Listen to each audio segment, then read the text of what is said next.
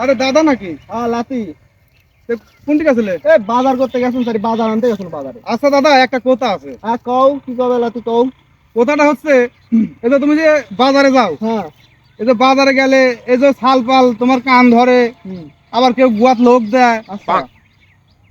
তোমার কি রাগটা কিছু নাই? ও লাতি, আমার ওসব লাখ টাক কিছুই হয় না বুঝলে, শালবালের সাথে আমি থাকি তো সবসময়, আমার ওসব রাগ আমি রাগ মনে করিনি।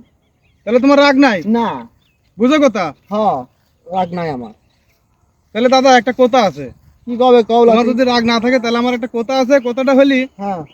হ্যাঁ, যে আপনারও রাগ নাই, তাহলে একটু চলেন তো দাদা, একটু অমুক যাই। ভাই ছাড়, একটা কথা কলি তুই। হ্যাঁ হ্যাঁ, কার নামে এত রাগ হবে, এসব কথা কি রাখতে পারবে? স্যান্ডেলটা বাইরে একেবারে একেবারে গোলাপ টুটি একেবারে খুলে লাগো। শালা আমার, হ্যাঁ শালা আমার এত বড় কথা কইছিস তুই আমার, আমার সাথে ইয়ার কি করিস নাকি? হ্যাঁ